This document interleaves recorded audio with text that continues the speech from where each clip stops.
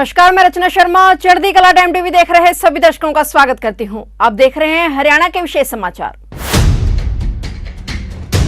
हरियाणा में पैसे की कमी के कारण अब कोई भी गरीब बच्चा उच्चतर शिक्षा से वंचित नहीं रहेगा। विश्वविद्यालय ऐसे बच्चों के परिवार पहचान पत्र के डाटा से वार्षिक आय की श्रेणी निर्धारित करें।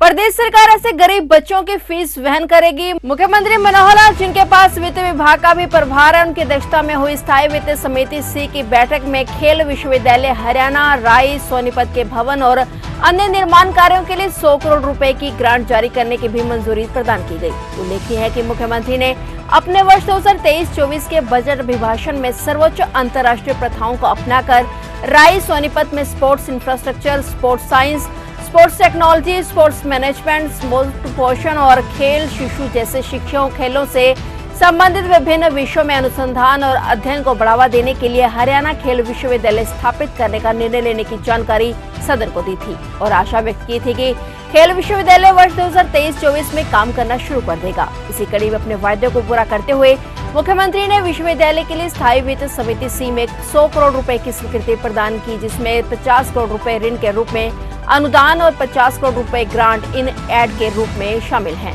बैठक में विश्वविद्यालय के कुलपति एस देसवाल ने मुख्यमंत्री को अवगत करवाया कि हरियाणा खेल विश्वविद्यालय 254 एकड़ भूमि पर स्थापित किया जा रहा है। वर्ष 2023-24 में 100 करोड़ रुपए, 2024-25 में 230 करोड़ रुपए, 2025-26 में 200 करोड़ रुपए और 2026-27 में 100 करोड़ रुपए खर्च किए जाएंगे। कुल 630 करोड़ रुपए का बजट का प्रस्ताव है। विश्वविद्यालय में खेल विज्ञान में पीएचडी, एमएससी, बीएससी के नियमित कोर्स होंगे और इसके अलावा 50 सीटों पर 42 दिन का फिटनेस सर्टिफिकेट कोर्स भी आरंभ करने का प्रस्ताव है। एमएससी की 20, पीएचडी की 50, पीएचडी की 5 सीटें होंगी। हरियाणा के युवा सेना, अर्धसैनिक बल और पुलिस में भर्ती होने के लिए शारीरिक तौर पर तैयारी करने के लिए प्राइवेट एजेंसियों के पास जाते हैं, जहाँ पैसे भी अधिक जाते हैं। विश्वविद्यालय कम पैसे में कोर्स करवाएगा। उन्होंने इस बात की भी जानकारी दी कि वर्तमान में देश में पटियाला, इंफाल, चेन्नई और वडोदरा में खेल विश्वविद्यालय संचालित है। इसके अलावा समिति ने लाला लाजपत राय पशु चिकित्सा और पशु विज्ञान विश्वविद्यालय हिसार के लिए 105 करोड़ रुपए जारी करने की स्वीकृति प्रदान की।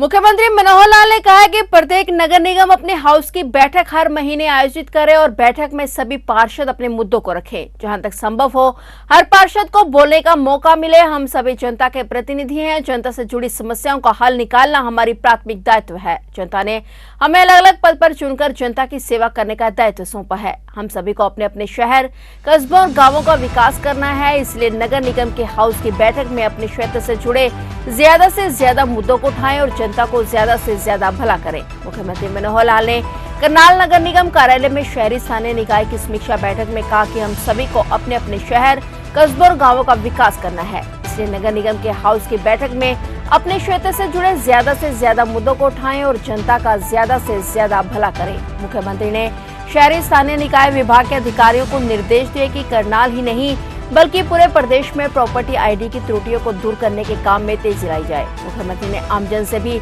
अपील की कि जिन लोगों ने प्रॉपर्टी आईडी के पोर्टल पर स्वयं को सेल्फ सर्टिफाइड नहीं किया है, वह अपनी प्रॉपर्टी की सेल्फ सर्टिफाई जरूर करें। उन्होंने कहा कि यह काम बेहद आसान है। इसे मोबाइल के माध्यम से पोर्टल को खोलकर भी पूरा किया जा सकता है। उन्होंने कहा कि अधिकारी प्रॉपर्टी आईडी की किसी भी शिकायत को बिना ठीक किए रिजेक्ट न करें। मुख्यमंत्री मनोहर लाल ने कहा कि सभी पार्षद अपने वार्डों के विकास के कार्यों की सूची तैयार करें। इन कामों को जल्द से जल्द पूरा करें। उन्होंने कहा कि किसी भी वार्ड में पानी, सीवरेज, गली नाली का काम अधूरा ना रहे। सरकार के पास बजट की कोई कमी नहीं है। उन्होंने ये भी कहा कि नगर निगम पहले अपने बजट को खर्च करें। यदि जरूरत पड़े तो विकास कार्यों के लिए सरकार बजट देने से पीछे नहीं हटेगी। मुख्यमंत्री ने कहा कि नगर निगम को आमदनी के संदर्भ में भी विचार करना चाहिए और इस विषय पर हाउस की बैठक में चर्चा होनी चाहिए। मुख्यमंत्री ने कहा कि प्रदेश भर में रिकॉर्ड के हिसाब से जो भी अनअप्रूव्ड कॉलोनी है उन्हें अप्रूव्ड करवाने का कार्य तेजी से चल रहा है। करनाल की भी 36 कॉलोनी को जो नगर निगम में आती हैं उन्हें अप्रूव करने का काम जारी है। उन्होंने कहा कि प्रदेश की जिन कॉलोनियों को अप्रूव किया जाना है उन्हें जल्द ही नोटिफाई किया जाएगा।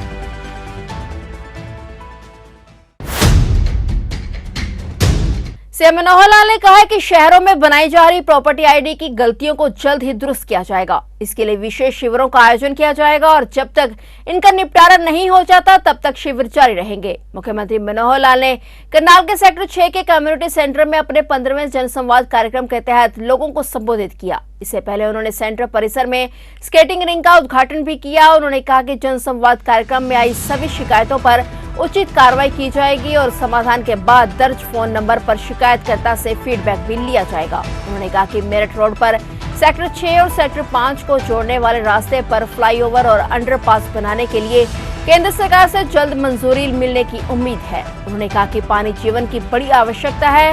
हरियाणा में 2014 से पहले 9 लाख पेयजल कनेक्शन थे। पिछले 8.5 वर्षों में सरकार ने 20 लाख नए कनेक्शन दिए हैं और आज राज्य में 29 लाख पानी के कनेक्शन हैं। 500 नए जलघरों का निर्माण भी किया गया है। इसमें सत्ता में आने के बाद हरियाणा को केरोसिन मुक्त राज्य बनाया गया है। मुख्यमंत्री के अनुसार भारत आज दुनिया में सबसे अधिक युवा आबादी वाला देश है। यहाँ की 60% जनसंख्या 15 से 35 साल के युवाओं की है। विदेश में नौकरी के लिए भारतीय युवाओं की मांग है। सरकार भी युवाओं की पढ़ाई और स्किलिंग के लिए और विशेष ध्यान दे रही है। विदेशों में नर्सों, वैज्ञानिकों, मजदूरों, राजमिस्त्रियों आदि की भारी मांग है। प्रधानमंत्री नरेंद्र मोदी के नेतृत्व में भारत की अर्थव्यवस्था मजबूत हुई है। 3 साल बाद भारत $5 ट्रिलियन इकोनॉमी में शामिल हो जाएगा। उन्होंने कहा कि सरकार ने भ्रष्टाचार को खत्म करने के लिए अनेक कदम उठाए हैं। रहन सहन में सुगमता के लिए ईज ऑफ डूइंग लागू किया गया है। इसके अलावा हैप्पीनेस इंडेक्स भी इजाद किया गया है। अब ट्रांसफर के लिए कर्मचारियों को मंत्रियों विधायकों के चक्कर नहीं काटने पड़ते। परिवार पहचान पत्र के सत्यापित डाटा से आज वृद्धावस्था सम्मान भत्ता और अन्य योजनाओं की राशि लाभार्थियों के बैंक खातों में सीधे पहुंचाई जा रही है। समाज को खुशहाल बनाने के लिए अनेक योजनाएं लागू की गई हैं।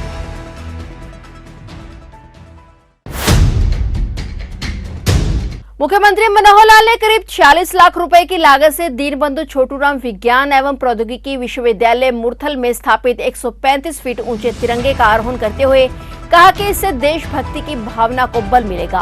साथ ही उन्होंने 35 करोड़ रुपए की लागत से नवनिर्मित अटल अकादमी और आइडिया लैब को भी लोकार्पित करते हुए विद्यार्थियों को विज्ञान की ओर आगे बढ़ने का प्रोत्साहन दिया। मुख्यमंत्री मनोहर लाल ने हाल ही में करीब 46 लाख रुपए की लागत से दीनबंधु छोटूराम विज्ञान एवं प्रौद्योगिकी विश्वविद्यालय मुरथल में स्थापित 135 फीट ऊंचे तिरंगे का आरोहण करते हुए कहा कि DCRUST में सबसे पहले ऊंचा तिरंगा राष्ट्रीय ध्वज स्थापित किया गया है, जो एक गौरव और प्रेरणादायी परियोजना है। यहाँ से गुजरते वक्त हाईवे से भी यह ध्वज राष्ट्रीयता के संदेश को प्रसारित करता हुआ दिखाई देगा। इस पर लाइट की विशेष व्यवस्था की गई है, जिससे यह दिन रात 24 घंटे चमकता रहेगा। नए नियम के तहत इसे रात के समय उतारने की जरूरत नहीं पड़ेगी। 2 वर्ष में यह काम पूरा हुआ है, जिसके लिए विश्वविद्यालय परिसर को सीएम ने बधाई दी। उन्होंने अन्य परियोजनाओं की चर्चा करते हुए कहा कि विज्ञान एवं वास्तुकला को समर्पित अटल अकादमी एवं आइडिया लैब से शोधित को बढ़ावा मिलेगा और DCRUST के नाम से ही विज्ञान शामिल है, जो विशेष रूप से विज्ञान के क्षेत्र में प्रगति कर रहा है। इस परियोजना में AICTE की विशेष रूप से सहयोग मिला है। आइडिया लैब की स्थापना से नए नए विचारों को विकसित कर विज्ञान के माध्यम से जीवन शैली में उपयोगी बनाने में मदद मिलेगी।